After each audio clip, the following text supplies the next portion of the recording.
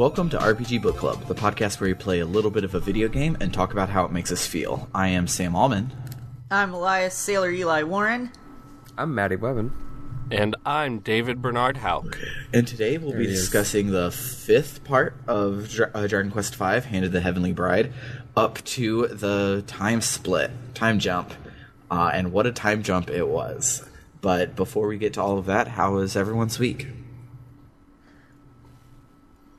Mine was mostly uneventful, but I'm still having like random anxiety fits, and so I asked someone else to do notes for me today, and they were very kind to do so. And so I still played, but I kind of got a little bit of a week off because there's way more that goes into playing the game and taking notes than just playing the game. So yeah, it's been great totally not being in charge of notes this time, because like I'd curl up on the couch and I just flick my finger for 3 or 4 hours and then I'm done.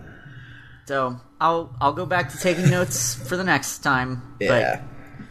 But I just needed a moment. And I'm glad that this week was one where you didn't have to take notes, so you could just absorb the shit that happens, which was really cool. Yeah, for some sure. good shit. We'll get there. But what about you, Madeline? Oh, I don't know, man.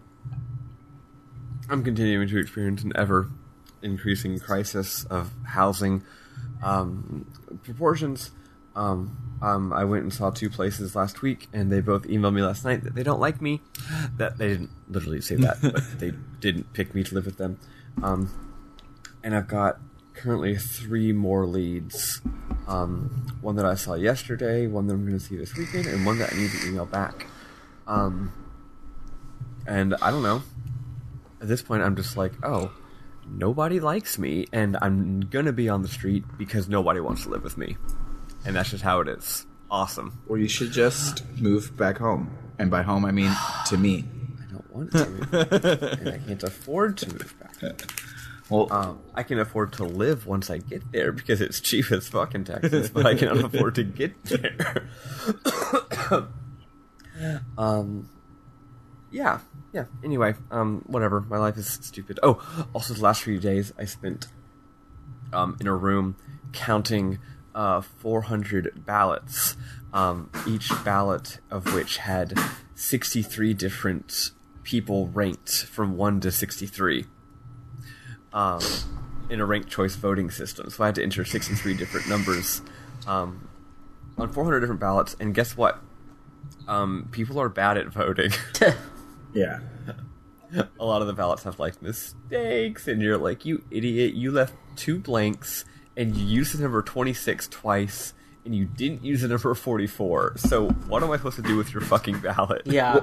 Well, to those people's credit, I could not tell you my top 63 video games of all time in order. There's no way I can rank 63 of anything. Ranking systems only work with 10 or less. You just rank the 15 that are the best at the top, and the ones that you really hate at the bottom, and the middle ones you just kind of go, 63 is a ridiculous number for a ranked choice ballot setting.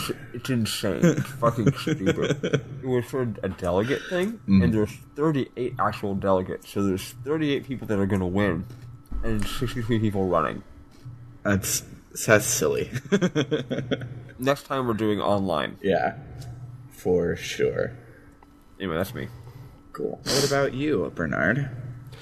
My week was a little weird at first because I had to work a double shift, so 16 hours, and then the next day I had to work 12 hours, and so I was very tired for the weekend, and I played the entirety of what we're playing of Dragon Quest V last night because I lost track of what the days of the week were and spent all my time playing the adventure mode of Team Sonic Racing and Yoshi's Crafted World instead.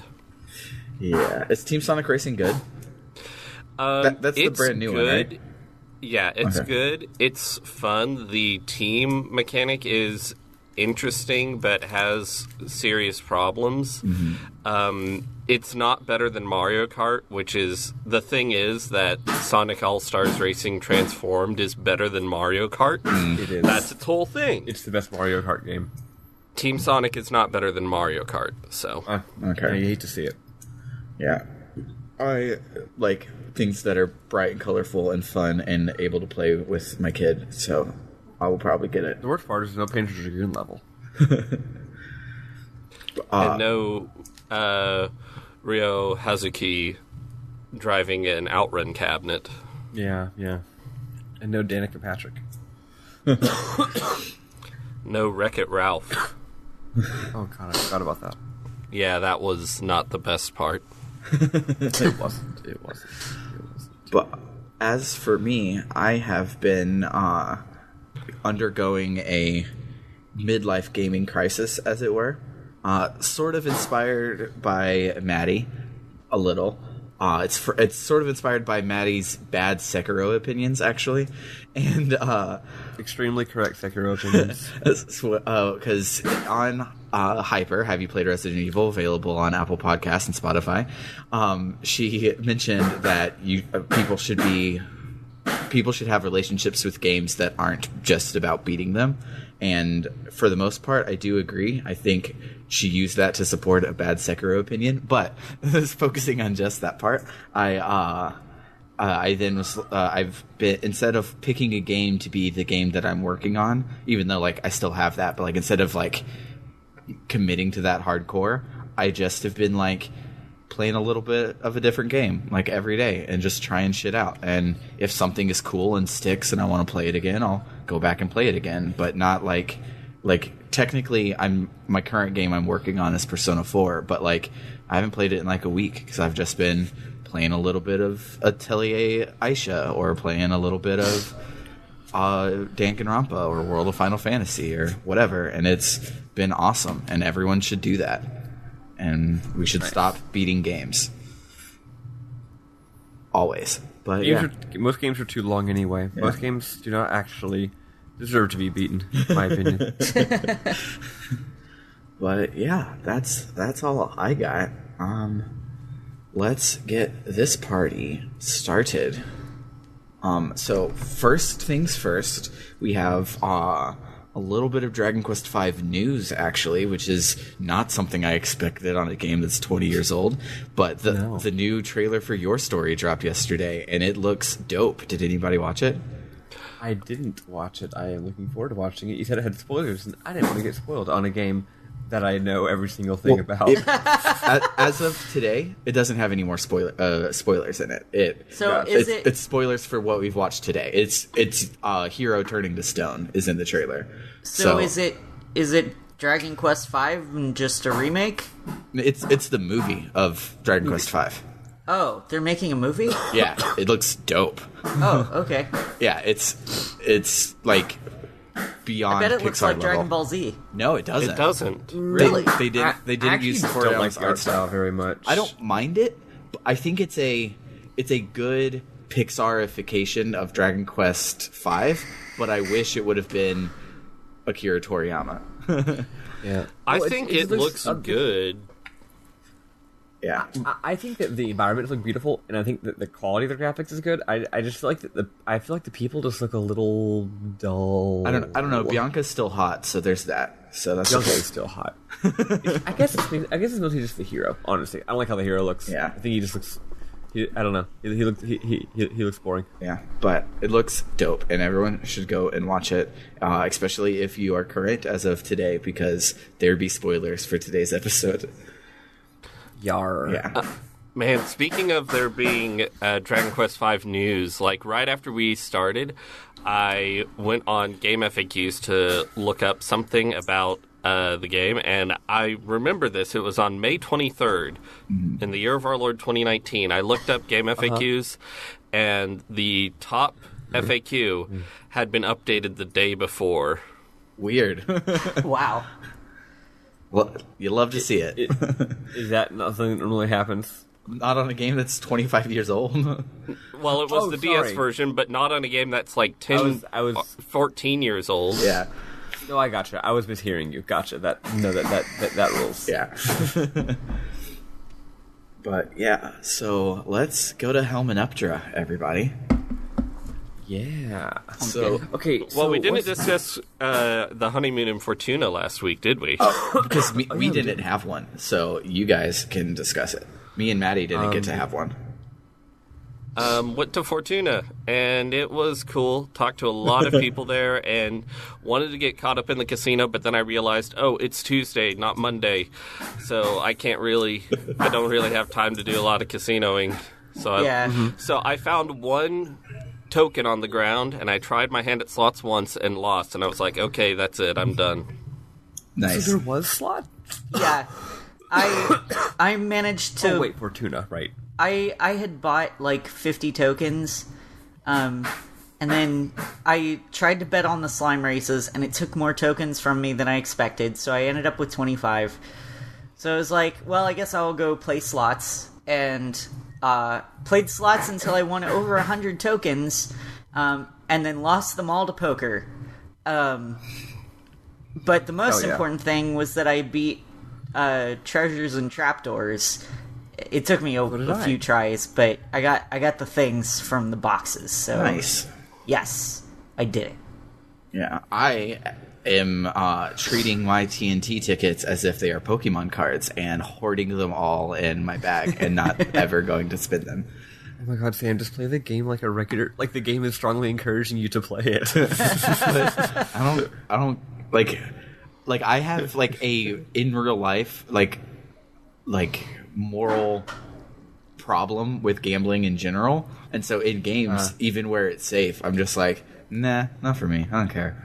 That's fair. Also, Like- technically, TNT is not gambling. It's you spin a ticket to play, and then it's like a mini game that you try to win or not win. Yeah. You don't like win coins or prizes, or you win prizes if you get to the end of it. Yeah, it seems more like a Zelda gamble than a real gamble. So like I might go back to it, but it's one of those things where it's just like it sounds like a thing I don't care about.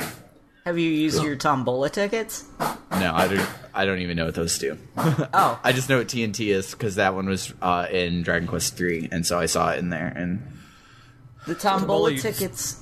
go They're you know those little like spinny things that they have in Japan, and then Yeah. they spit out a little ball. yeah, Yeah, that's what Tombola is, and I keep getting the silver ones, which give me a new Tombola ticket. I haven't gotten anything off of my Tombola tickets. I've gotten rank 2 prizes a couple of times, which were like good potions. yeah. Also, Perhaps at this point we should also mention that Maddie has whooping cough. Oh, That's yeah. why yeah. you have all those whooping coughs happening. Yeah, Yeah, I'm sorry about all these whooping coughs. yeah, because I'm probably going to miss I most was of doing them. a lot better. I actually am doing a lot better, but I guess there's still some coughs. Sorry. Yeah. That's also the construction sounds coming from her apartment is her whooping cough. Yeah. I'm sorry. Everything's a mess today. Also, Whooping my cough is roommate- really bad. It makes you sound like you're hammering things. Also, my actual sociopath of a roommate is renovating the living room today. He didn't tell me he was doing that. I came home one day and all the stuff in the living room was gone, and some of it was in my room, and there's paint everywhere. Fun. So that's cool. You love to see it. Love to see it. It took me forever to beat TNT. Like, I had the worst luck. Like, my very first try, I like almost got to the end, but then every try after that was like, one of my attempts, I ended it. I ran out of dice rolls and finished the game on the starting space. Oh. It was that bad because on my final roll, I landed on the one that says "Start the whole game over." Oh my god. It was rough, but eventually I got to the end. I actually forgot what the prizes were, but they were very good, whatever they were. Nice. I might go back and do it. There are multiple TNT boards, so Yeah, the first one that we encountered, I won on my first try, but I didn't try the ones in Fortuna. Because, again, I was in a hurry. I didn't know what day of the week it was. Yeah. whoops. I also did most of my playing last night, and boy, the final boss sure was harder than I expected. Yeah. Game gets hard at this point. Yeah. Yeah. It was real hard. Everything took me like at least 3 tries, which in this game specifically has been a lot. Like I've done pretty good this time through. In Dragon Quest 3, everything took me like 8 tries, but this one I've been ahead of the curve, I guess. Nice. Probably because I don't have any utility monsters on my team, so all I can do is hit like a truck. So that's I nearly party wipe a lot, but my last dude hits hard enough to win. Is basically how I've made it through this whole game.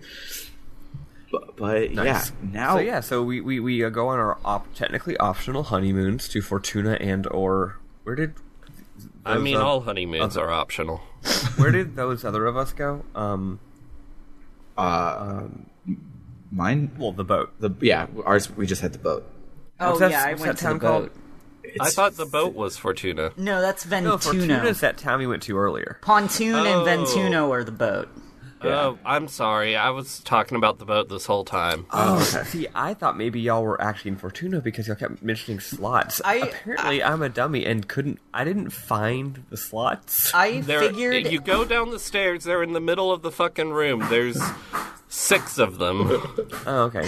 Yeah, because They're all I found arranged in was... a pyramid formation. I figured you meant I the found was boat, tea. but I couldn't remember well enough while you were talking about it to correct you, so it's like, I'm just gonna keep my mouth shut and not sound stupid. Gotcha. Yeah. So I found Said TNT. let me have my mouth open and sound stupid. Yeah. You're welcome. That's so...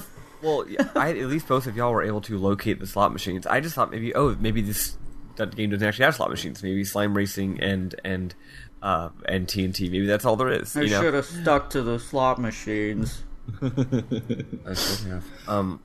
One thing. I love at the very bottom. Oh, I guess it's a memorable moment. Whenever I'm already in it. I love at the very bottom of the ship, you get to the holds, and there's just like a zillion luggage. And people are just like, man, these rich people sure have a lot of luggage. That's good. I love it. That they do. Yeah. All right, so now we head to Helmenuptra, and we technically can go everywhere in the world right now. You can look at the tower where you fell off earlier. Did anybody go and look at it? You can't do anything, but you can just look at it. Did y'all find it? Get to it? No, you can get to the island, but you can't interact with the island because it's up on a super tall mountain.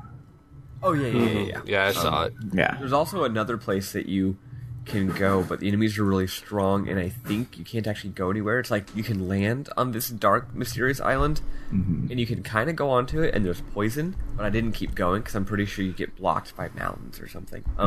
Actually, you can't go everywhere. Did you notice how the game very cleverly gates you here? Yeah.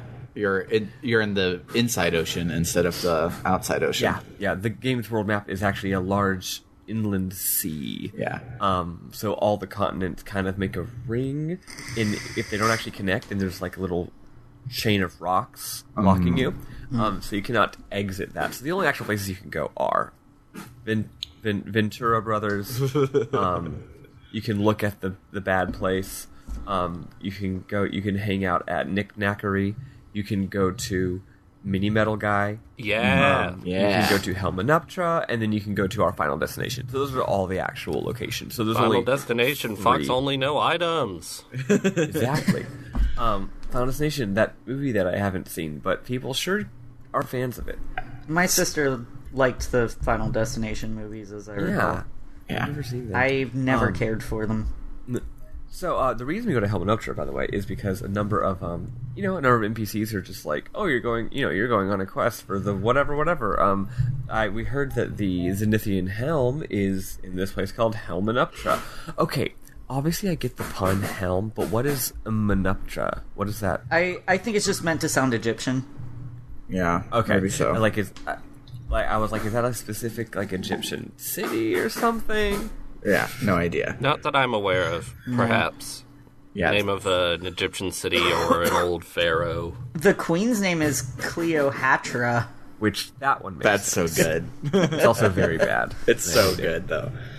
Okay, so we head to Helmanuptra, and it's in the desert on this tiny island that doesn't geographically make sense to be a desert, but whatever.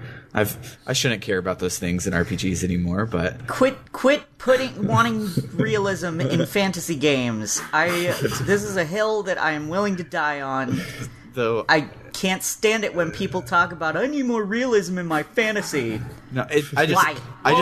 He's using this to say this shouldn't be a desert, not to support racism like people usually do.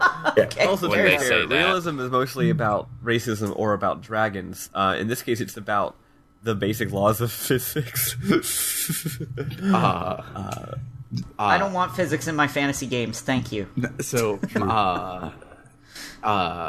a big one was in for the Frog the Bell Tolls. You climb up the icy mountain, like mountain ice level. Makes sense. You get to the top of the mountain and it's the desert level.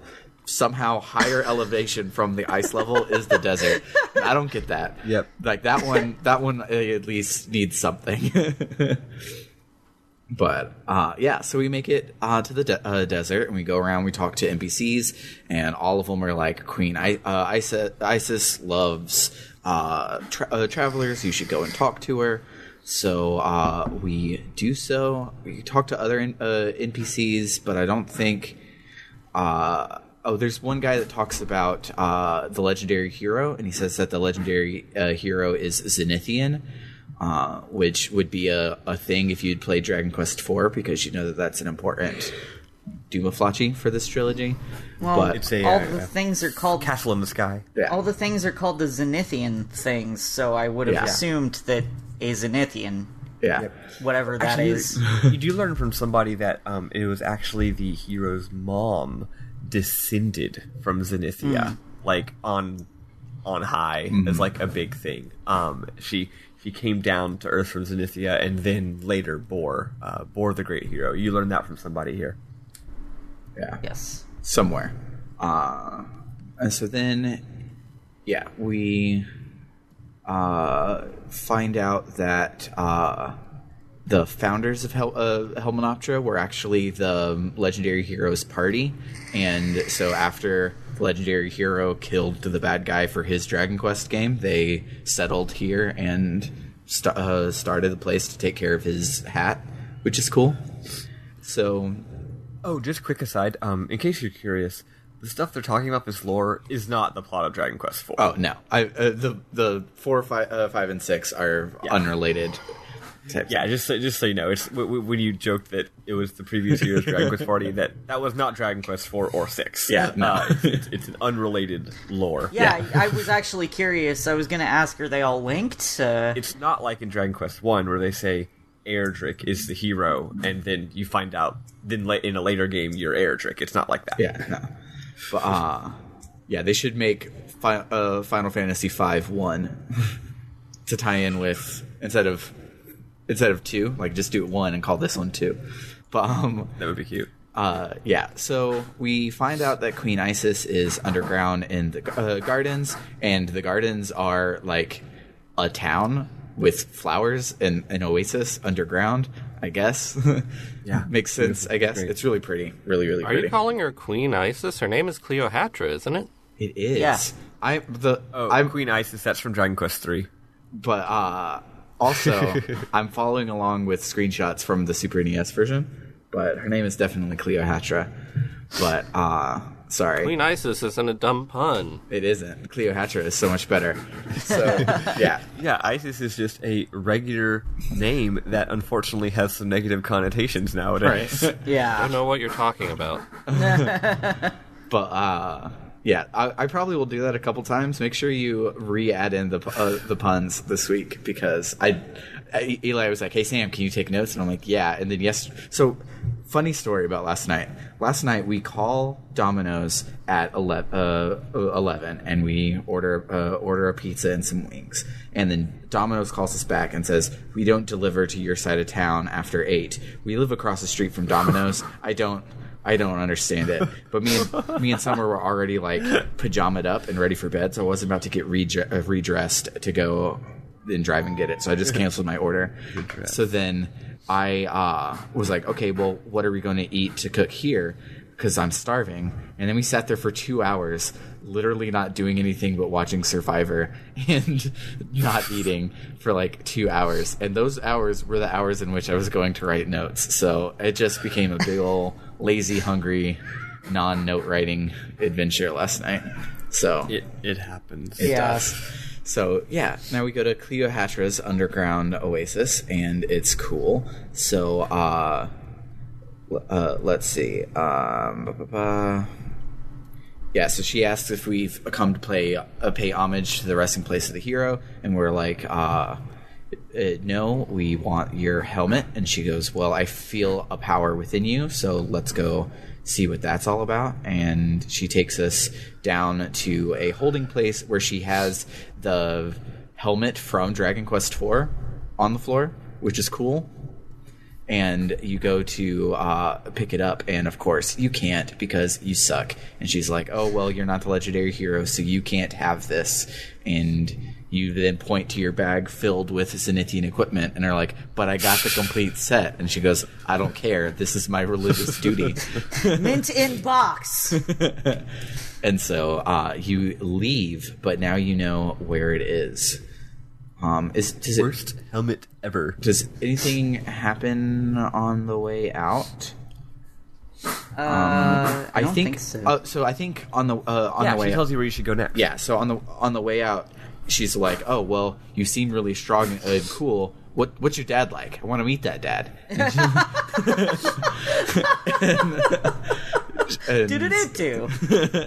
And so you're like, oh, my dad was Pancras. And she goes, oh, Pancras was hot. He comes from over there. And you're like, cool. And so you leave to go east to Gotha. Yeah, she tells you that you are, in fact, the Prince of Gotha. You should probably go tell Gotha that you're not dead. Mm-hmm. And so we embark on the next lengthy leg of our journey. You need to go let Gotha, you're not the hero they deserve, but they're the hero that they need. Yeah, exactly. So, good. Thank you. It was around this part where I saw my first King Slime, which I had never seen happen before, where they all I had that happen a couple of smushed times together, and I thought that was cute. I just figured King Slimes were just big slimes, because the only... Like, prior to me playing 1, 2, 3, and now 5, the only Dragon Quest I had ever played was Dragon Warrior Monsters and Dragon Quest Heroes Rocket Slime, which owns, by the way. Everyone should get up... If everyone who owns a DS should play Rocket Slime. It's fucking great. But in those games, King Slime is just like a race of slime. I didn't know they were like Rat Kings, and it's cool. Yeah. And the first time you get one, you're like, oh my god, there's so many slimes. And then, surprise... fun fact, I also ran into my very first King Slime. I think it's the only one I ran into my entire playthrough, and it joined my party. Nice! Wow. Sorry for dying. So, here's the thing about King Slimes. Excuse me. Stat-wise, they're not amazing. I mean, they hit well enough. They have good defense. They have nice stats. They have one ability so far, and one ability only, and it's Zing. Zing? Ooh, nice. What is that? It's your first. It's the revival spell, and it's the first time in the game you get a revival spell. Oh my god! I need a fucking King Slime. Here's the kicker, though. It doesn't work half the time. Yeah, it's one of Dragon Quest's, in my opinion, absolute best design quirks is that the revival spell revives you with half of your health, and it works precisely 50% of the time. Why is that good? Well, you get a better one later. Yeah. Okay. Yeah, it's your... Because the reason it works, and it only works for Dragon Quest's design, if you make a Final Fantasy game where your Phoenix Downs work half the time, fuck you. But for Dragon Quest, it's like... Because every step you take is a gamble. Because you're like, okay, am I about to get into another battle? Should I press on, or should I turn back? And I'm going to attempt to res this person to try and push on is itself a gamble. So you're like, do I want to potentially waste a lot of MP to get this person back, or just anyway, evac turn and get if out. you're in battle, Yeah. which is even worse. Or just evac and get the fuck out of there and try again tomorrow. And so it, Well, yeah, because the way I see it is like before you get that spell, it's like no, you don't let your people die. yeah. That's how the game works. You don't let your people die. If you find a Yggdrasil leaf, then you're lucky, and you get 2 of them, and once they're gone, they're gone. FYI, later in the game, there is a way to get infinite Yggdrasil leaves. Not infinite, but you can always get a replacement for your one that you lose. That's another design feature of the series. But yeah, so for now, it's like, okay, you're not in the end game, so we're not going to actually give you a revival spell, but here, you can have Zing, and, just to ruin your life with it. Yes. Use it in ways that are very unsafe, and get Wrecked. get overconfident and think that you can be okay, and then you don't, and then you get even more wrecked than you would have if you just had fucking run away to begin with. So, but yeah, it's very useful. I think it was in Dragon Quest II. It might have been in Dragon Quest III, but I was like in front of the final boss, and one of my dudes died to a trash mob, and so I'm like, all right, let me just use some Zing, and I'll get the person back, and I'll have a little less MP than I wanted, but I'll have everybody, and I don't have to do this dungeon again. Zing failed. Zing failed. Zing failed. Zing failed. Now I have no MP, and the person's still dead. So I'm like, evac. God damn it. Yeah, but before the end of the game, your hero, because the hero class always does get this, before the end of the game, your hero will have Kazing, which is a 100%. reliable revive spell. Oh, good. Yeah. So So it takes a while, though. It's been rough without it. yeah. Yeah. Yeah, it's cool that this game doesn't based on have it, but what I hate is how expensive, like the gold per level thing for your party is real rough when you have 8 party members, and so they already take half your gold. So then you pay another 2,000 gold to get everybody revived at the church, and it hurts to not have a revival spell. So it hasn't been replacing my party members when others wipe recently. Yeah. So it's not when they Are you in areas where you have the wagon with you? Oh. Yeah, we've had a lot of just 4-member dungeons this week. Okay. Yeah. I wasn't Yeah, this sure if week- maybe I had fucked something up.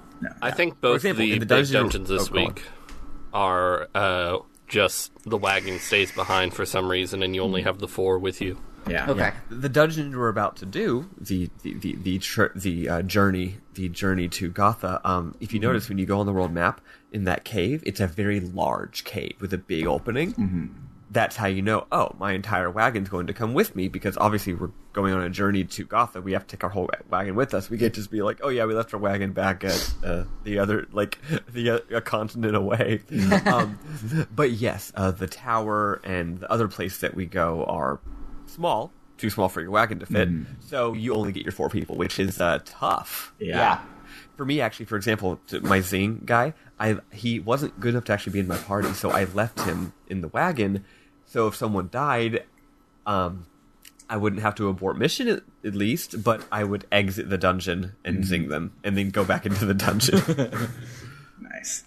So, yeah, we passed a couple of places that are just there to heal your party on your way to Gotha if you need it. But There's the not welcome inn, which is full of hippie stereotypes, yeah. which is Like- interesting. They're all like, oh, hey, man, yeah, Gotha's up that way. It's pretty cool. Peace. Peace. I love it. Very strange, but okay. Yeah. There's nothing else there. It's Yeah. literally just an inn built into a big tree, Yeah, and there's with some hippies. hippies. Everyone's real chill, yeah. You can't even warp. You can't even zoom. Oh, no, you can zoom to it. You can't zoom to the next one, though. Yeah. So, so we make our way up this mountain, and somebody's like, hey, Gotha's on the other side, and we're like, cool. So, we make our way through. At some point, I think it's the midpoint of the dungeon where there is a town. I don't think anything happens in the middle of the dungeon. No, nothing. No. It's once we get to the town. Yeah. So when you get to the town, you get a 60 frames per second, super high animated animation of your wife fainting and falling to the ground. It's sort of jarring. Yeah. Yeah. My wife. It's wild, especially because like so many other times, like Pankraz doesn't pick you up and get a special sprite to hold you on your shoulder. Nobody else gets special sprites, but they, for 3 different characters, gave you like 60 frames of animation for special sprites for them to fall down. They could have just had the sprite go boop boop and be on its side, but no. Yeah.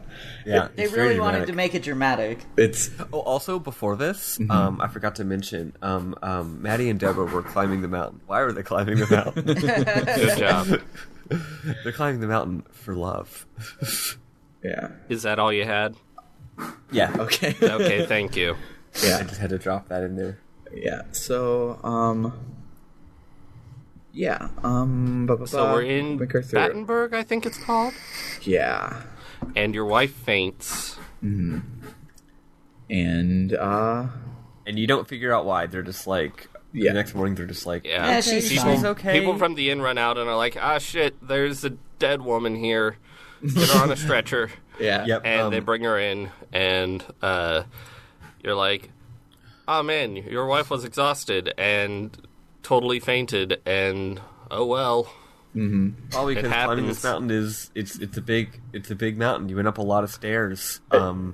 Just be careful, you know. And one of the NPCs here is like, it's so weird that she's climbing a mountain in this condition. Wait, you don't know her condition? Never mind, I didn't say anything.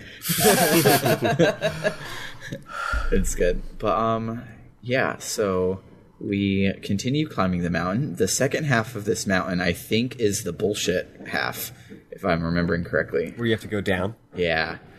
Where you Down go and up, and down and up And and back back down and again. forth, and then like you do all of the things correctly, and it's showing you new content, and you think that it's great, and then there's a place where you can jump at the end of the new content, and you're like, okay, cool, I'm going to jump down because obviously this is where I do it, but that's a shortcut for when you're coming the other direction to get you back to the beginning. You actually have to jump one room before the end of the new content, and it's just, I hated it. I hated it so much. It was good. I must have accidentally picked the right path because the path I picked was weird, but I was just like, I guess this is just how it is. Yeah, there's in that last room. There's one more like staircase up, and if you jump off from the very top one, it takes you to the first room of the second half.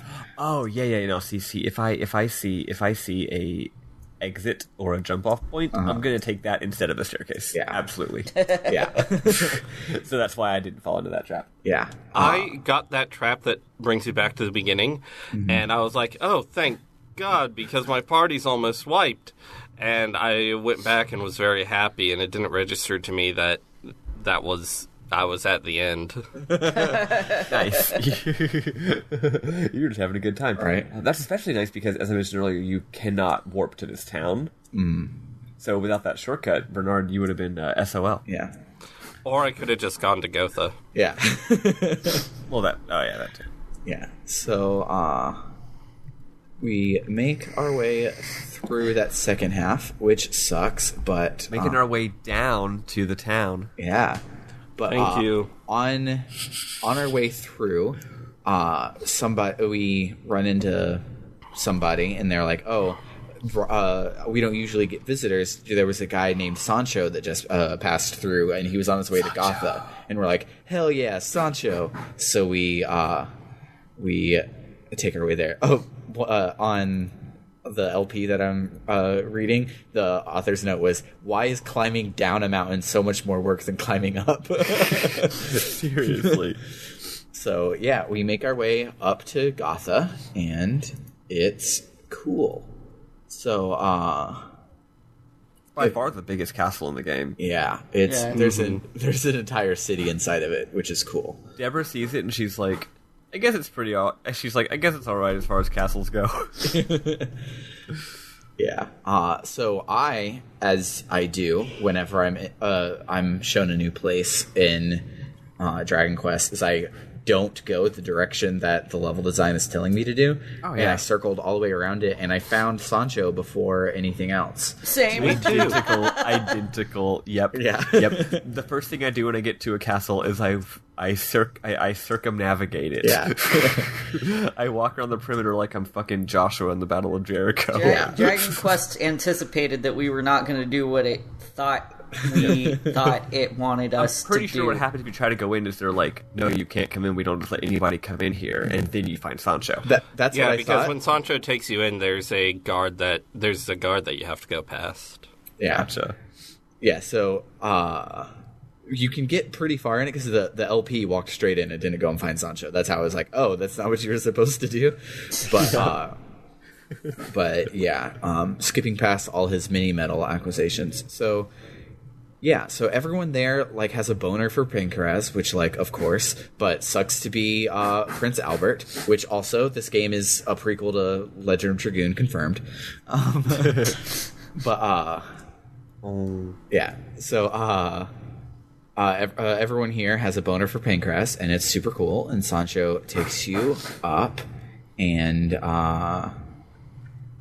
yeah, so we get up to the top, and Prince Albert has a boner for us, and it's like, fuck yeah, I hate being king. Take it from me. Just Oh, thank God. just please. Prince Albert is Pancraz's younger brother. Yeah, Yeah. and I love how everyone in this game is just so naively cool about monarchy. yeah, Yeah. Dragon Quest games are obviously very much like an idealized, sort of tongue-in-cheek, cute version of medieval times. So yeah, so they're like, he's not even like, I don't want to be the king. He honestly is just like, you're the rightful king. We're so glad that the rightful king gets to be the king, because that's really the way that it should be, because we love monarchy and we love the divine right of kings. yeah. They're good, actually. It's so great. And so while y'all are talking about that, stupid Nera has to feign again, and Fucking bitch. and Sancho doesn't have as tight of lips as the people in the last town do, and he's like, "Oh shit, she's pregnant." She is great with child. Yeah, She's like stupid pregnant. Yeah. She's barely showing, is actually what they say. Right. So I guess she's like Lulu in Final Fantasy X-2. but so for Bianca, she's also ripped. So like, what ripped girls don't usually show that much because there's a lot of muscle. But like, Nera is not ripped. So I should have. Maybe she's just wearing very flowing clothes, or the hero thinks she's just getting real fat. It's like, man, we have. He loves her anyway. It's like we have stopped to eat a lot, I guess, but whatever. Well, remember, the hero is Goku, and it does not know what so sex fucking is. stupid. Or children, and he's mostly illiterate, which is why it's funny that they're like, let's make you the king of this nation. He's like, I can barely even read, y'all. Do you think anyone gave him the talk while he was enslaved? No. So like, what did Nera and Bianca do to this poor boy after their wedding? He's just like, I don't. It was not an enjoyable experience for them. They had to teach him a lot. It's so good. Deborah But- was just like, I'm gonna make you a man. Actually, that scene that they have, that they give each character a scene after the wedding to very clearly be like, this is the part where they fuck. Not clearly, but like in retrospect, that's what it's there for. To establish this.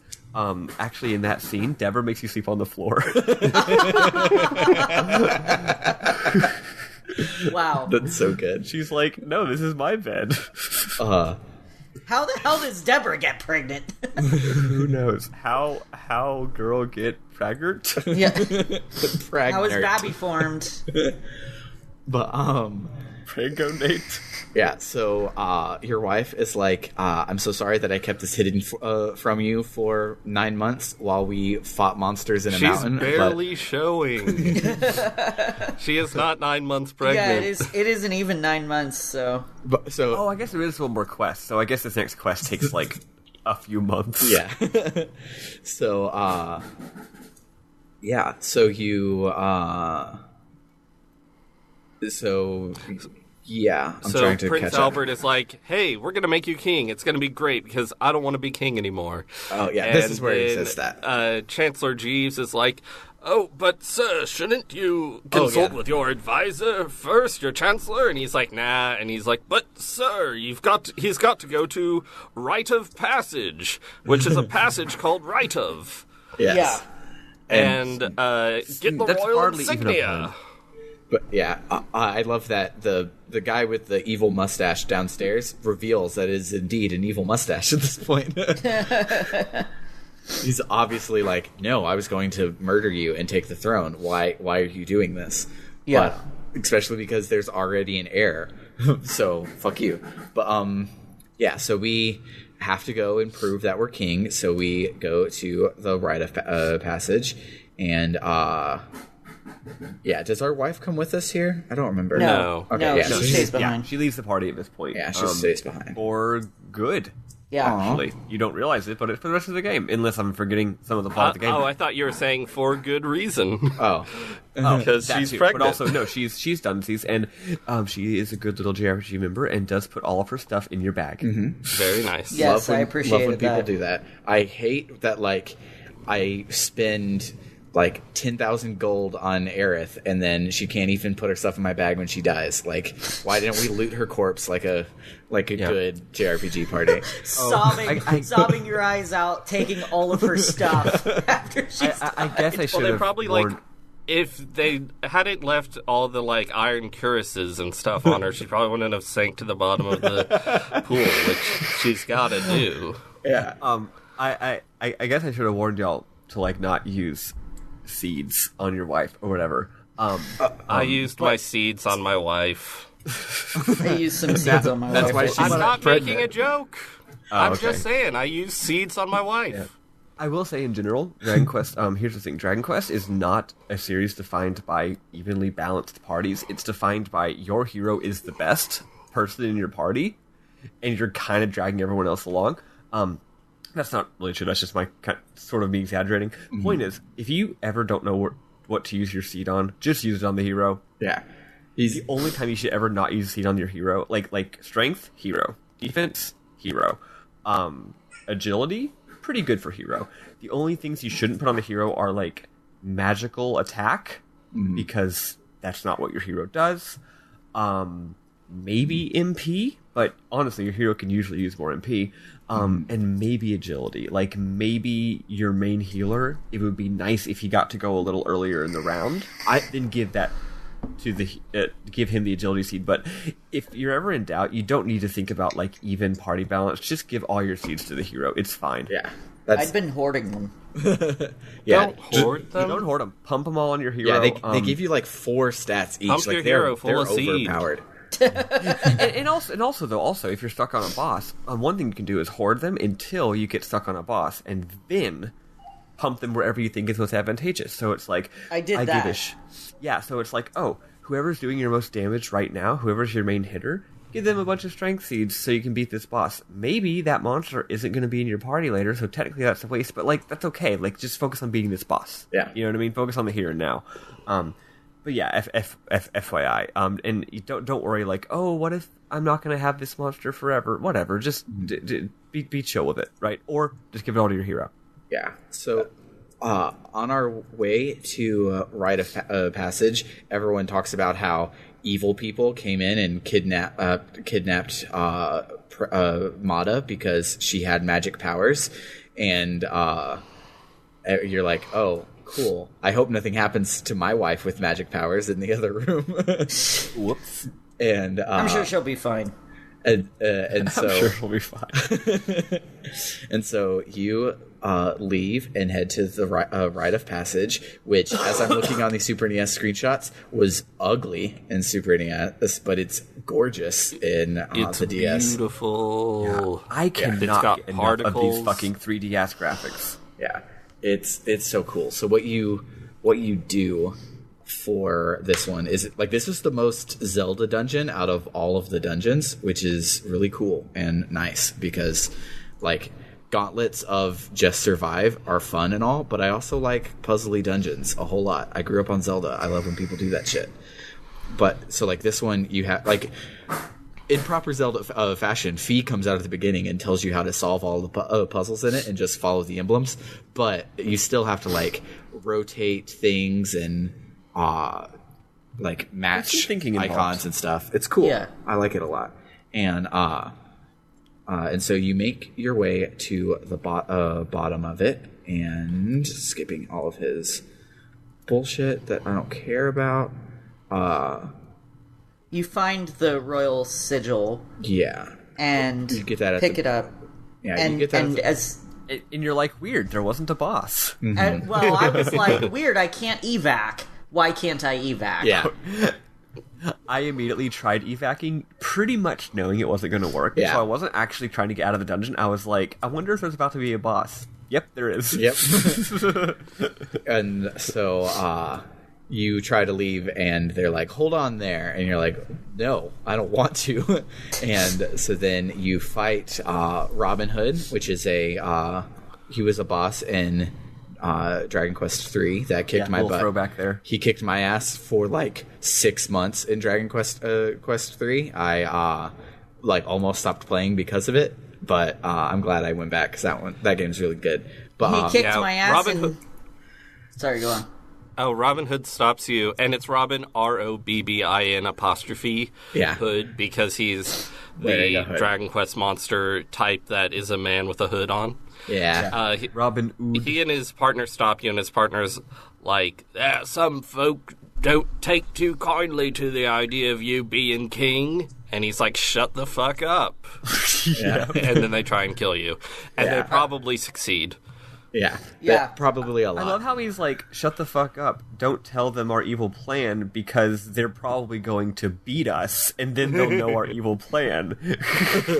I'm going with they kicked my ass for a full 9 months of game time. It's true.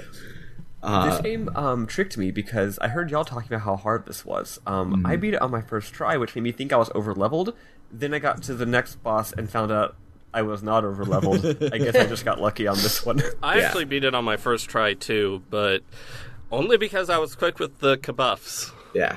Yeah, Probably I hit didn't hard. I didn't have them in my party. I actually tried to switch them into my party at the start of the battle, and then realized, oh, I don't have my wagon. Yeah.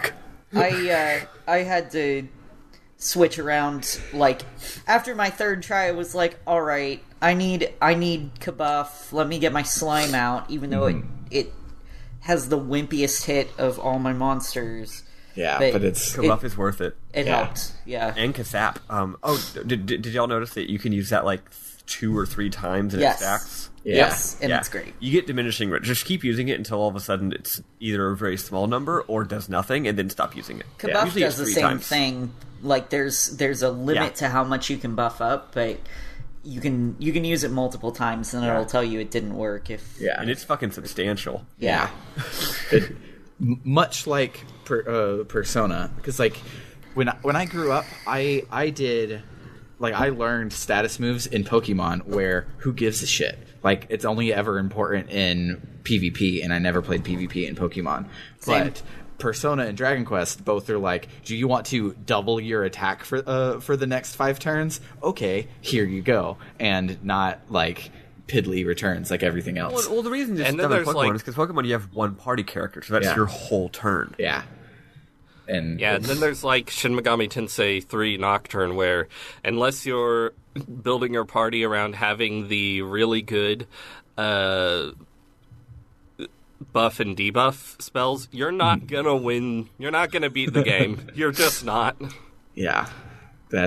So like for the final boss of Persona 5, I had my initiative order worked out where I had the person that just doubles everyone's attack went first, then my then the boss went, then Anne went, who had concentrate, and then I had to lower the defense of the boss on the next person, and then I had raise everyone's defense on the next person, so then Anne could go again to just waylay on the boss for like 5,000 damage, and it felt so fucking good.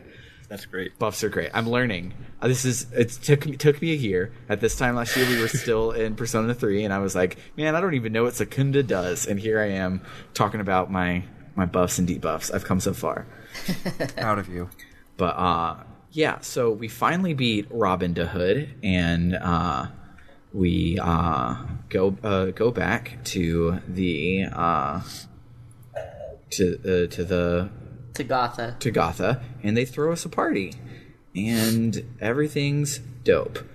So Well, they throw us a party you're- after something big happens. Yeah, very, very oh dramatic. yeah, I thought I was conflating the two, but yeah. So Right.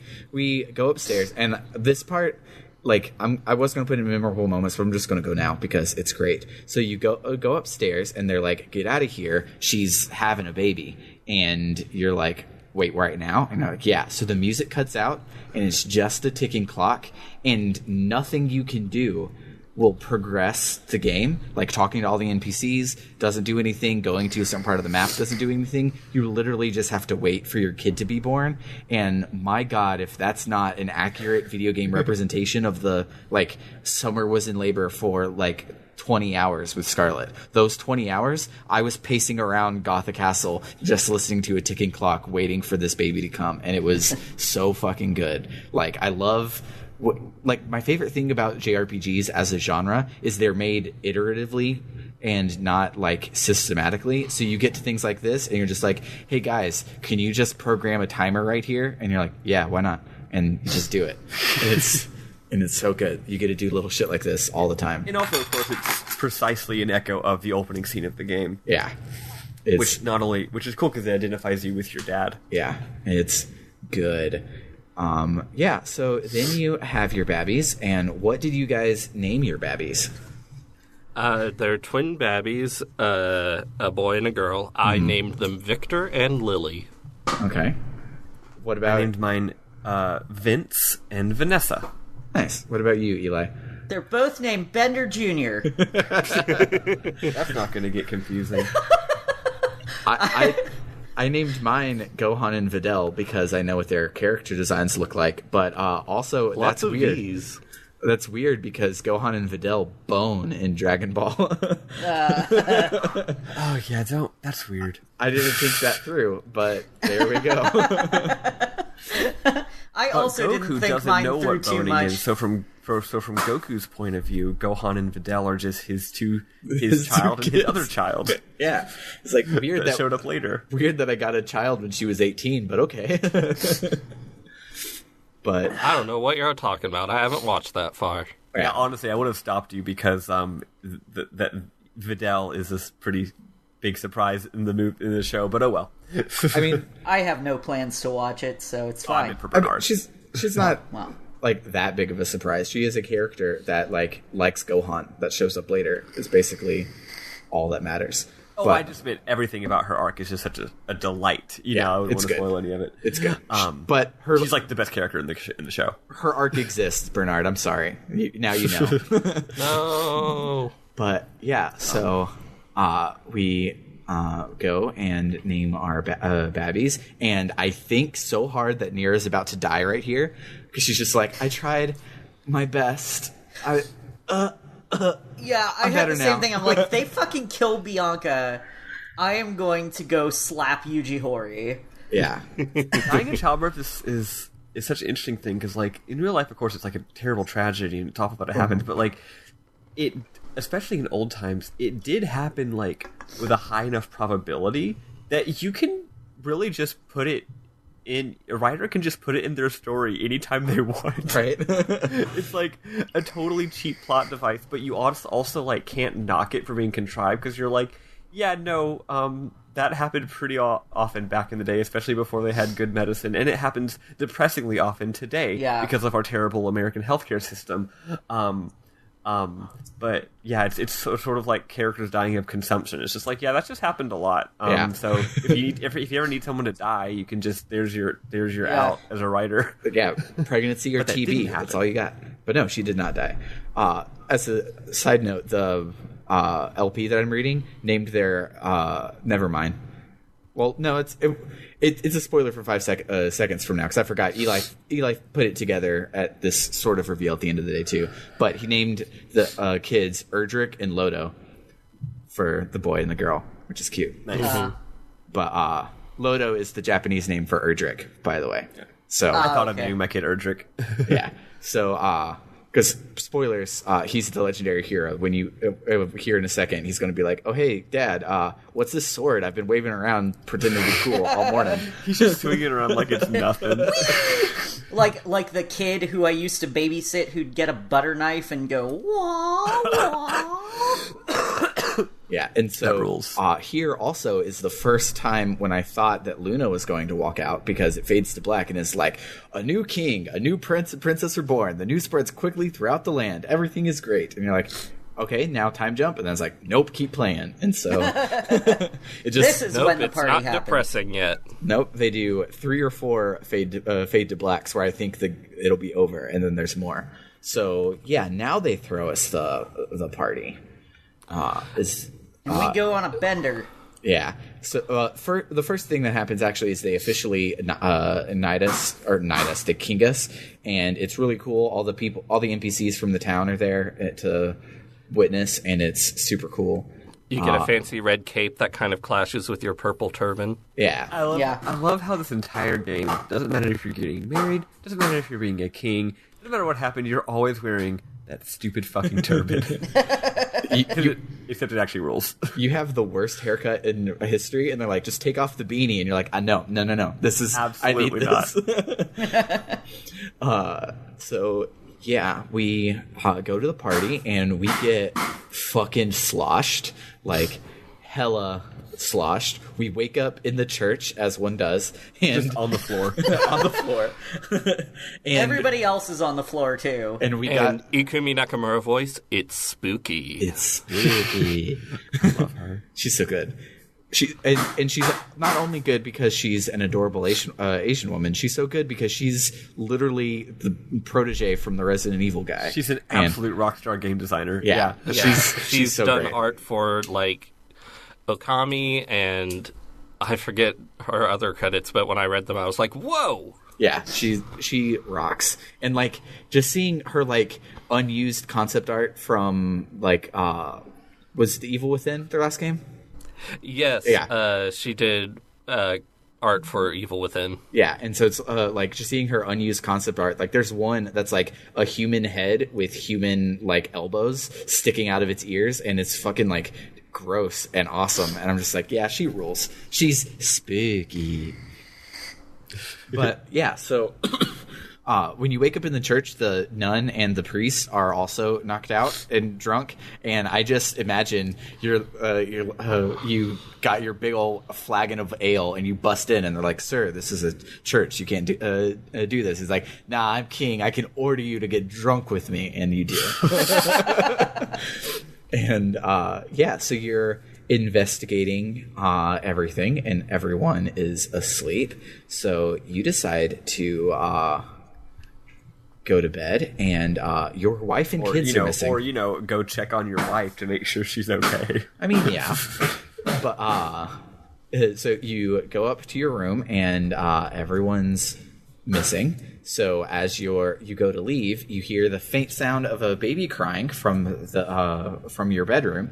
And if you're like me and Eli, you then check every single interactable object in the entire castle, trying to find these babies. And turns out they are in the bed, which does not have an interact symbol. The only time in this game, there was no fucking exclamation point, so I had no goddamn idea. There's no exclamation points for anything in the DS version. I just literally immediately went to the bed and was like, what's going on? yeah, we were spoiled by our modern intricacies of the interact symbol. Yeah. But, Modern gaming flapstractions. yeah. So out pops the chambermaid, and she's like, "Hey, the queen's been kidnapped, but I saved your babies and hid underneath this bed. I will take care of them. Surely your queen being kidnapped isn't a sign that this is bad and I should leave. I'll just hang out right here." And so we decide to go and find her, and we set up a war council room to know where we're going. And we decide to go to... Oh, I think they actually don't know, and you have to find it out yourself. Yeah, they don't tell you where to go. Yeah, this part was cool. I accidentally had saved and stopped playing here, and then I came back and couldn't remember what they had said, so I thought I was just lost. And I looked up at the guide, and it's like, no, you're supposed to just stumble into it. And this part is a little bit actually interesting little trivia of a Dragon Quest IV reference. So yeah, earlier in the game when you're in the castle, you're literally about to be knighted as or crowned the king of the castle. You should be able to go anywhere, right? But if you try to go in the chancellor's room, the guard's like, "Oh, this is the chancellor's room. No one's allowed in here." And I'm like, "That's not suspicious at all." Oh yeah. And then later, after this happens, now you can go to Chancellor's room because you're the king now, fucker.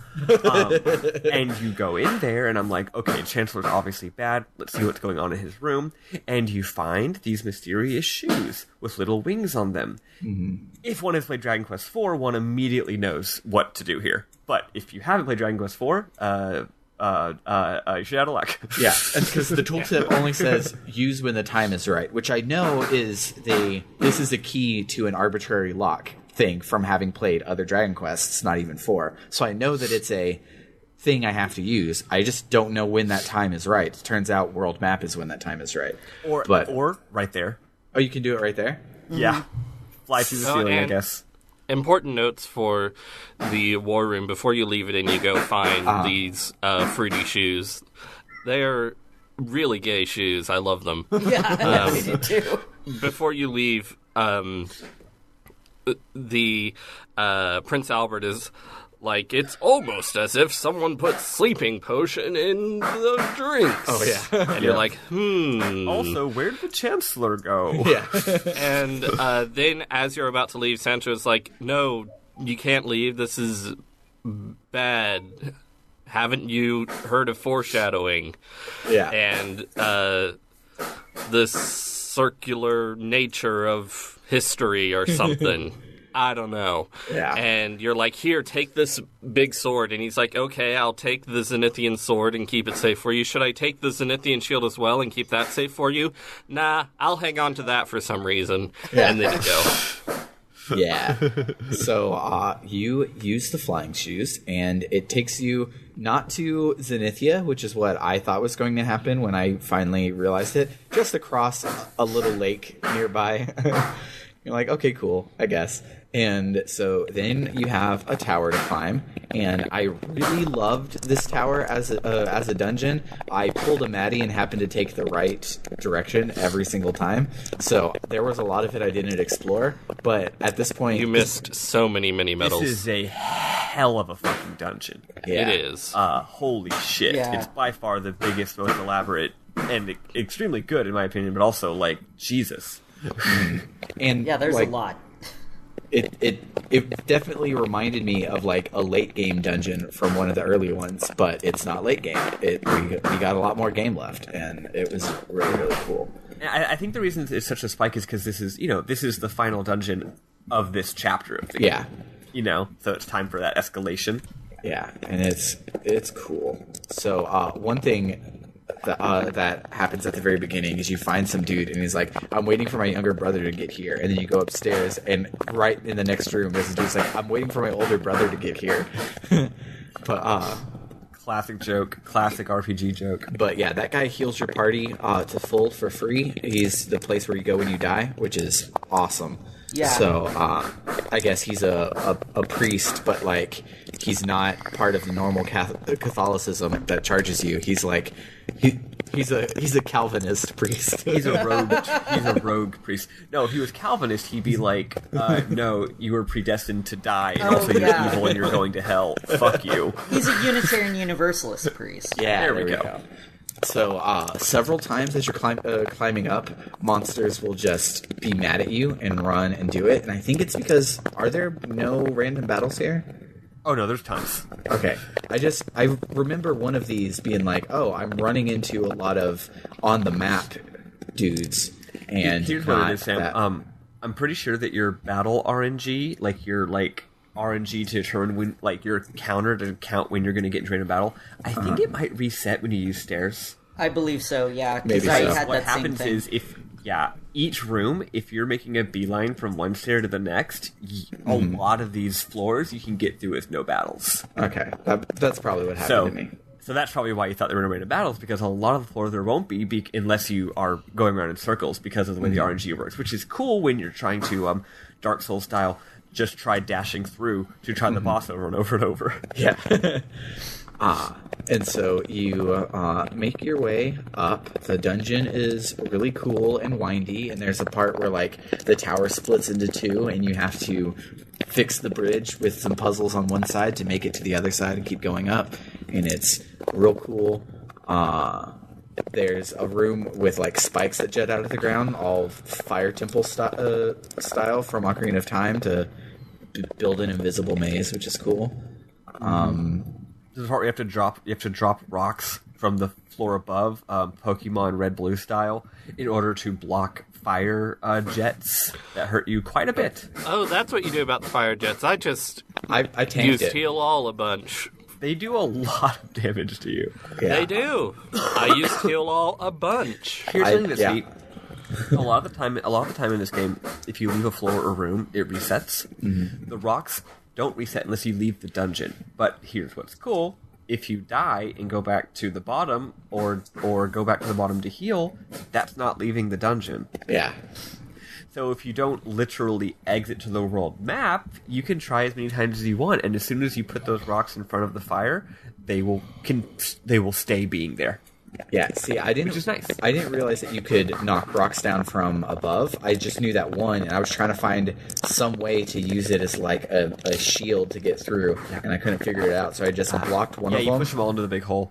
Yeah, so I blocked one of them, and then I ran on that side right in front of the block, so only one fire would hit me, and then healed on the other Gotcha. side. I figured that was enough of a puzzle to get some through. of the rocks are actually bad guys, just like fake mimics or just like fake chests or Yeah. fake urns. There's also a fake rock, which is pretty cute. Yeah, that's annoying. But so it turns out that room where you're knocking in the rocks is optional because I didn't need it, so I never looked in that thing. You go upstairs. Yeah, I never needed those stairs because I tanked it, so that's cool. Lol. Yeah, so you make your way all the way up to the top, and there's a bad guy, and he's like, "Let's fight." So you do. And then there's another bad guy, and he's like, "Let's fight." So you do. And This guy took me like 2 hours to beat. That second guy was real Chimera? The hard. second guy. Yeah. Yeah. What the heck? I totally saved it. Where is it? The Chimera Pawn. Yeah. He let's put it this way. On my last attempt, it was like, if I don't beat him this time, I'm watching a Let's Play. Because I have to go to bed, because I have to wake up in 3 hours to do this podcast. Yeah. And I finally beat him with 58 HP for Maddie, 17 HP for Goody, and everyone else was dead. If he had had one more turn, we would have died. Yeah. Yeah. He hits like a truck. I hate him. Yeah. Yeah. I think I beat him first try with my buff everyone and hit like a truck, but I think I had wiped on the person before, so I came in like full health. Like it wasn't a gauntlet for me. I could just give him a good try with a full party. But yeah, we make it past that Chimera guy, and we come in and we see our wife, and she's like, "Wow, you actually came for me. Like, did you think I won it? Like, such a weird. Like, of course I came." But we then have to fight this big guy, and by big guy, it's Big horse-headed guy. It's Wow, you actually came. No, he's like, no, that's my line. But it's at least in the Super NES version, it's the people that killed Pancras. I don't remember the pig one facing him. I just remember facing Aaron. But It's just the mad horse. yeah. But so yeah, Or he remember he when you after in a second when you kill the mad horse, he references the other character. Oh no, Okay. that's right. Yeah, exactly. He's Okay. not, I guess off doing other villain things. yeah. Oh, never mind. He put in a screenshot from when they killed Pancras and showed the other guy. So it's just horse guy. But yeah, so yeah, you face a horse guy and you win. Well, You not quite- face not horse quite guy, exactly. and Yeah. at first you can't hurt him, but eventually your yeah. wife is like, I'm going to do a thing, and she breaks his magic shield, and then you can hurt him. Yeah, Because on this part, I had just come off of that previous boss, which again, it's like 3 a.m. now, and I was almost dead, and I'm like, oh god, there's a third boss, are you kidding me? And then in my heart I was like, please let this be a forced loss. I don't want to actually do a boss. Yeah. And then I start hitting him, and I'm only doing 1 damage, and I'm like, oh, thank god. The lords of video games heard my prayers. This is a forced loss. I'm good. And then Deborah breaks his shield and is like, no, you have to actually beat him. It's a real boss. And I'm like, fuck. Luckily, I wiped, tried again. Wasn't that hard. yeah. So then you beat him, but then the evil Dark Lord is like, oh, so looks like the blood of the legendary hero still thrives inside of your wife. So kapoof, you guys are now turned to stone, which looks really dope in your story. Like that shot is awesome. I wish it wasn't a spoiler so I could just show more people. But Yeah, he's like, instead of killing you, I'm going to turn you to stone so that you can watch the world decay. yeah. And you're Yeah, like, which implies cool. that this whole time you're stone, you are conscious, Yeah. Which is cool. Which is which is not fun. No. not at all. Yeah, so it was great watching Eli play this because he's like, great, I've made it through all of these fucking bosses and now I'm turned to stone. And he's like, oh wait, no, this is on purpose. Never mind. I was like, so they're just gonna like essentially kill me off? Great, thanks. Appreciate it. Thank Right. you, Yuji Horii. Right. You've been a real pleasure. Yeah. Been great working with you. Wouldn't that suck if like the credits rolled here and it's just like Dragon Quest V is the game in which you lose, which like everyone talks about how there's a big twist and it makes the game good, and that would be a gigantic twist that would make the game good and interesting. But of course, good has to win in the end. So like that wouldn't be the end in a JRPG, but it would be metal if it was. I will just say as a little tip for all of y'all. Every Dragon Quest game does end in saving the day and being a hero, and it's good. Yeah. So you don't ever have to worry about that happening. Yeah. Because it won't. Yeah, it would have been awesome if it did. So, yeah. So you, as you're turned to stone, the evil guys leave, and then the people that were healing you come up, and they're like, "Oh shit! Look at these awesome statues. I bet we could sell them, and it will be great." And I'm just like, I thought you were better than that, heel buddy. Fuck you. And so they go to sell us somewhere. So then back in Gotha, everyone's like, damn, the king's taken forever. Does anybody know what happened? And they're He's like, probably dead. they're like, no. And they're like, well, shit. So yeah, so Sancho is like, don't worry, I'll make sure the babies are safe, and hopefully your mom and dad return.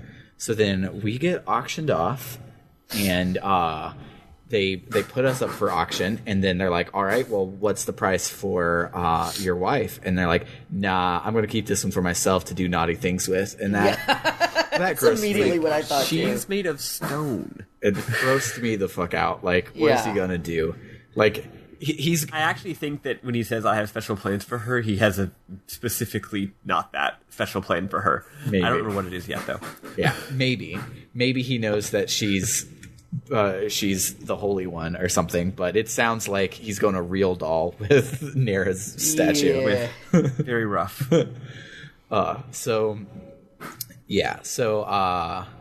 They And importantly, they lie and say that you are also a statue that brings good luck, because back in the day you could just say that something was lucky Yeah. and people would believe you. Yeah.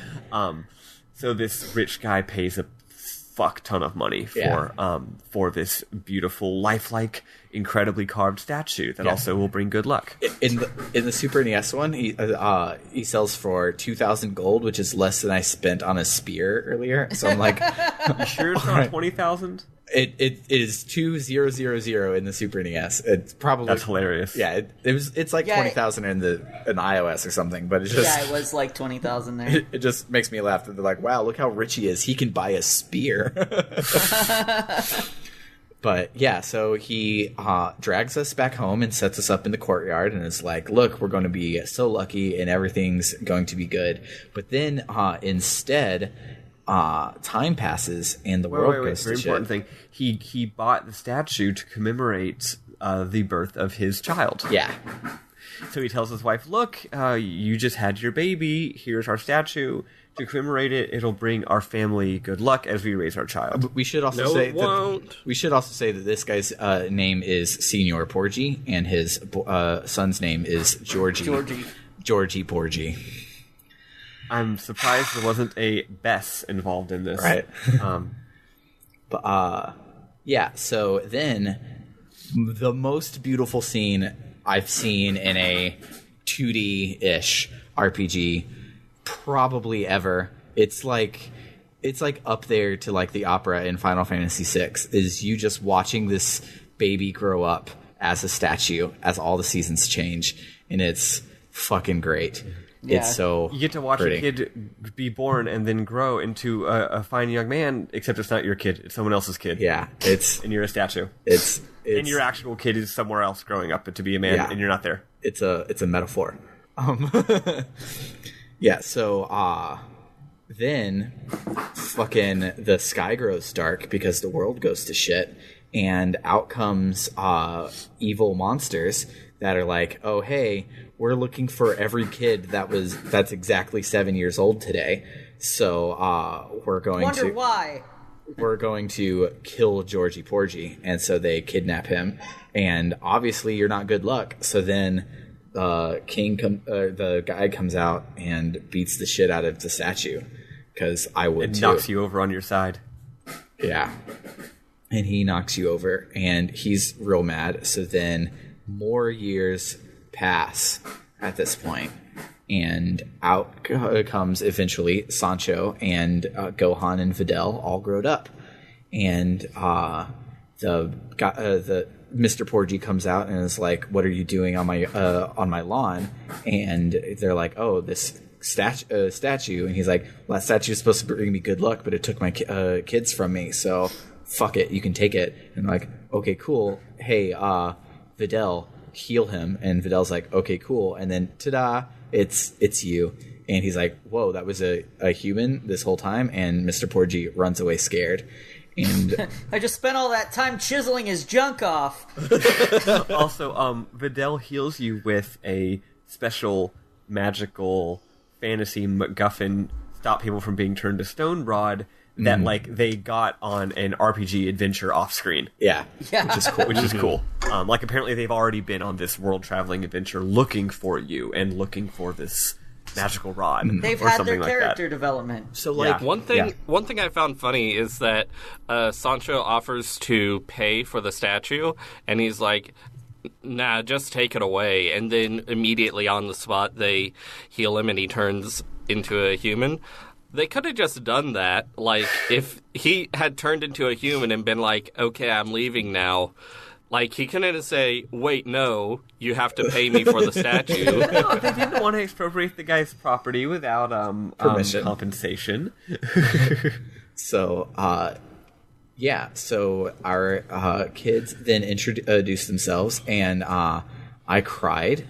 It was really touching, because the girl says, hello, Father. My name is Videl, and it's really nice to meet you. And it's just like, it's Binder Jr. Yes. And it's great. So you didn't even name your hero Bender. Correct. That's what makes it even more funny to me. God damn it. It's so good. So then the least subtle hint towards a future plot point that we get is Gohan is then just like, oh, hey, Dad, you know that Zenithian sword that only the hero of legend can hold? I've been using it this whole time. Huh. Weird. Weird how that works.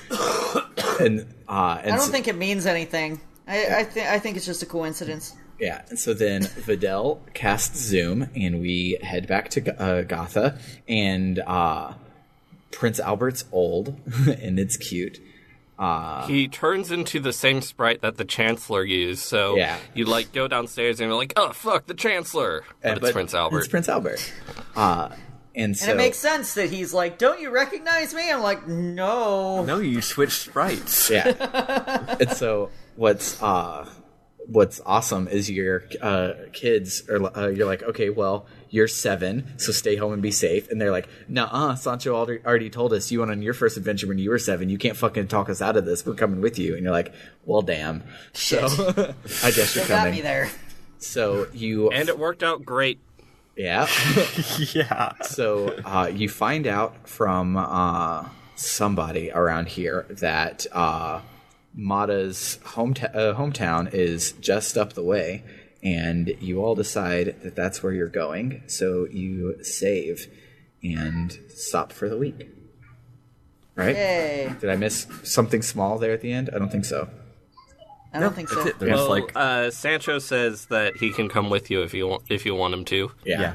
I didn't take Sancho because my flambe is kicking ass and taking names, so I left Sancho, but I have Goku, Gohan, Videl, and my flambe. There's actually another party member you can recruit at this point. Oh, yeah? And there's a Gothan soldier. You can actually talk to him when he's a little kid, and he's like, I want to be a soldier when I grow up. And then you talk to him as an adult, and he's like, I want to travel with the king when I grow up, which I'm already grown up.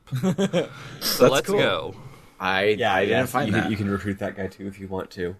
I did not find that, but yeah. So you don't have to do Pokemon at this point if you don't want to, because you can make a full party of humans. Yeah.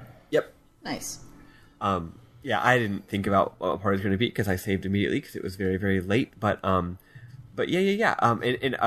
first time I played this game, I feel like the traditional Dragon Quest V party, canonically, I feel like is your kids and your dog. Yeah. Is Saber is your cat. But of course you can do whatever you want. Yeah. Or your kids and a flambe. Yeah, I really like Saber a lot, but like he doesn't have any utility fucking skills, so he just hits every turn, and like I need that free ass sizzle from Flambe. It's OP as shit. But yeah, let's do memorable moments. Scarlett is playing the Doc McStuffins game on my iPhone, so I do not have any of mine.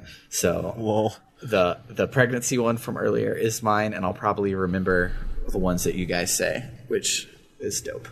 I liked the old lady who was not welcome in, who talks like a hippie, and she goes, Yo, man, I'm Granny Knott, and I suppose you could say I own this place here. You know, people live among nature, and then they return to the ground. Every one of us only gets one chance at life, so you may as well make sure it's a gas. Have a cool journey now. And I'm like, you were a weird grandma. She's like one of those IRL people, like in our current society, you'll meet like people who like were big hippies in the 60s and now they're fucking grandmas, and they're always like you know they've seen so much shit and now they just don't care. And when it's finally revealed that your wife is pregnant, the nun there says, "Congratulations, Eli. Are you ready to be a father?" And I went, "No." Same. And she says, "Well, no doubt you'll need some time to get used to the idea. It's all very sudden." I'm like, "Well, apparently she's been pregnant for a little while." Same here. I was like, "Nope, absolutely not." Yeah, but nobody wanted to tell me. One of mine is this is very minor, and I bet Eli noticed this one too. Whenever you're doing what's it called, TNT, One of the random battles you can run into is these enemies called pips, and the pips are like it's like a party of heroes. It's these 4 little blue guys, and they're like little like bipedal little imps, and there's a wizard and a warrior and a barbarian priest. and a priest. That's and cute. they have a little party, and it's like 4v4. It's great. They're just really cute. I never also ran when- into those guys. Yeah, I know. I only ran into them once, so I guess I might have a little RNG. Also, when you're doing TNT, you can go to a shop, and the shop cuts to like a first-person view of a shopkeeper, and he looks like some Final Fantasy VII shit. He's got like 4 polygons. I don't get it. It's weird. Also, is shared weird. just a couple of Deborah's. At one point, Deborah, you talk to her, and she goes, "Sometimes I don't have anything to say. That's all. It doesn't mean that I'm in a bad mood. I just don't feel like talking to you. Of course, sometimes that is because I'm in a bad mood, so you'd better stay on your toes." Speaking of Deborah, did Briscoletti shower you in gifts, Bianca? Yes. Yes. Okay. I thought that might have been like... Well, he gives money and the Zenithian shield. Yeah. No, I mean, like, along your journey this week, did he leave pots of gold for you to find and a soldier to give them to you at, like, every entrance to every dungeon this week? No. Cool. Yeah, Yeah. when you first get to Helmanuptra, there's a soldier, and he's like, "Oh, thank God you're here. Mr. Briscoletti sent me. Here you go." And he drops the treasure chest, and it's got like 3,000 gold in it. Yeah. Wow. Nice. And later that happens again, but I forget what the item is. Speaking of Helmanuptra, did y'all find the guy that dies? What? Oh, I No. pushed him over to an Oasis. I didn't. You can push him? Yeah. Okay. He was like, "I'm so thirsty," and then I came back later and he's lying on the ground. I'm like, "Oh my god!" And there's an Oasis nearby, so I was like, "All right, well, let me see if I can do this." And I just pushed him over toward it, and he was like, "Oh dear God, water! Thank you." So here's what happens. Yeah, you get there, and you go behind him, and he's like, "I need water." I didn't notice that you could push him. I didn't think about that as a game action. I thought, oh, I must need some kind of key item that's like Oasis water or something. I'll come back when I have it. Turns out, if you leave the area and then a day passes and you come back, he's still there, and you can't click on him.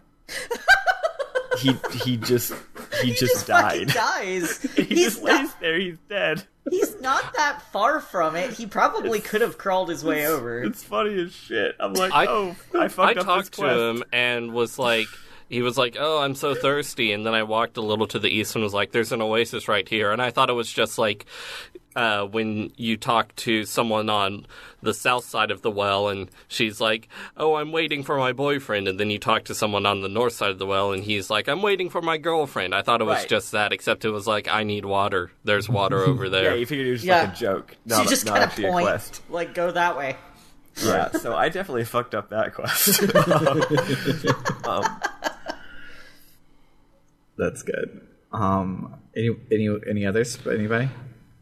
Yes, I think this is at the beginning of the cave to Gotha, or more specifically, the cave to Battenberg.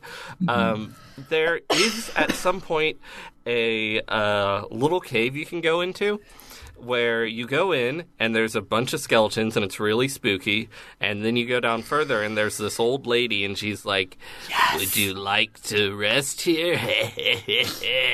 And you're like, sure. And you go down, and you and your wife are sleeping in beds, and you wake up, and there's this really ominous sound, and your wife is like, "It sounds like someone's sharpening a knife. Can you go check?" And you try to press the button to get out of bed, but it says, "Bernie can't move." And then the woman comes down and it's like, "Hey, look at this." And then your weapon appears above her head and she says, "I was sharpening your weapon for you." And then you gain +5 strength. I was And terrified. you couldn't move because she gave you a sleeping, she cast a sleeping spell to make you sleep better. Just to be nice. She's She's just very nice, and Oh, and then she's like, "Heh heh heh. Sorry, I have a weird laugh." she's super philanthropic, but in a really creepy way. Right. She's like the roving bands of juggalos that like help people out and donate to good causes. We're just like, wow, you're really creepy, but like, thanks, man. Oh my god, she's an old juggalo. Oh god, you got hippies, you got juggalos. Also, representation in this game. I just realized. So we talked earlier about grandma hippies. What will grandma juggalos be like? Oh god, they're going to be either incredibly Fucking awesome or magnets, how do they fucking work? terrible. I love it. Just one or two more things. When you go to the tree hippie place, Deborah, if you party chat Deborah, she's like, holy shit, it's like a whole town built around a big tree. This is like the most amazing thing I've ever seen in my life. And then she goes, why are you looking surprised? I have my moments of being impressed every now and then. This game also has a lot of representation. If you talk to the bunny girl, she goes, I suppose bunny girl outfits aren't all that bad. Oh, sorry. You talk to the bunny girl, and I don't know what she says. And then you do party chat, and Deborah says, I suppose bunny girl outfits aren't all that bad. Perhaps you should try that on one day, Maddie. And I'm like, I will. and then later, when you're climbing up the mountain and the old man tells you that Gotha is in the middle of fucking nowhere, Deborah goes, so you're a bit of a country bumpkin then, are you, Maddie? And I was like, yep. And then... If not from my hometown, from the fact that I lived on the lam with my dad and he never taught me how to read, and then I was in slavery for 10 years. So yeah, I'm a bumpkin. And then when you get up to the snowy town, Deborah says, snow all year round? That's no good. I'll never have the chance to wear a skirt and high heels. And I was like, that's also representation. And then also, I love when you cross the bridge before going up the mountain, between going up the mountain and going down the mountain. Oh, yeah. You cross this long bridge, and underneath you can see all the trees, and you actually see a little miniature model of Gotha down below. And it's it really, was cool. really cool. I really like that. Any... Final thing, one more. Every single time you talk to Sancho, did y'all catch that Sancho has, like, a catchphrase? Calling you friend? No, his catchphrase is saying anything on the variation of "This is the most happy day of my life." I ... parentheses sob. Yes, I did notice he said that multiple times. He says that like 5 times. He always just says something and then trails off and then says in parentheses sob. Which I've always loved that. That's how this game represents crying, is putting it in parentheses. That's so good. Any others? Yeah, that's it for me. That's all. What about you? Like, cool. So, that'll be that. So we should have 3 episodes. 3 or 4 episodes, depending on where it goes from here. Yeah, so probably 3, which means next week we will announce what our next game will be. Right now, Cosmic Star Heroine is winning by literally 1 vote, because there are literally only 3 votes. We have 5 people that have moved over their support to Ko-Fi, and they have not voted, but they're also the people that voted on the last day every single time. So we'll see how it turns out next week, and we will announce. But if you want to play Shadows of Adam with us, you should go donate on our Ko-Fi. Do it. Yeah, so that will do it for the week. If you like what you hear, please donate at the said Ko-Fi at ko-fi.com/rpgbookclub. You can buy a shirt from shop.spreadshirt.com/rpgbookclub, or you can come and see us at Classic Games Fest, which is the 28th and 29th of next month. Me and Eli will be there. Probably Summer and Ken and Scarlett as well, because like it's a family event. Why would we not bring our families? And it will be cool. We might record like some live bonus episodes, just like talking about shit, like throw up a like Link's Awakening or something that me and Eli can just talk about, and just have people like, oh, you want to stop by and talk about Link's Awakening with us and do some shit like that. I don't know. We'll make it up, but we will have a reveal of a new cool thing for the podcast. So we'll be available for the first time there. And we also will have that intro episode we just recorded. We're going to have that on CD, which is stupid but cool. And so if you want to pick up our demo tape, you can. And yeah, it'll be lots of fun. So you should come out and see us. And I look forward to seeing everybody there. Classic Game Fest rules. I'm going to make sure that I leave my wallet at home because otherwise I will buy every copy of Legend of Dragoon that I find. But yeah, if you want to just chat with us, also shout outs to Francesco from the Discord. He bought a plane ticket to come and see us at Classic Game Fest. Oh my gosh, really? Yeah. Yeah, hell That's yeah. awesome. Yeah, that's super dope. But yeah, if you want to just chat to us, you can chat to us. That's not a word that people ever say. But if you want to chat to us, you can do so at Twitter at RPG Book Club or in our Discord, which is a link in the description. You can email us like our good friend Star Carver Ace did. He gave us some Q&A for our next live episode, which is dope. You can do that if you want to. If you want to leave us a review on iTunes, I read every one that comes through, and they make me really happy. It also affects people finding us on Spotify.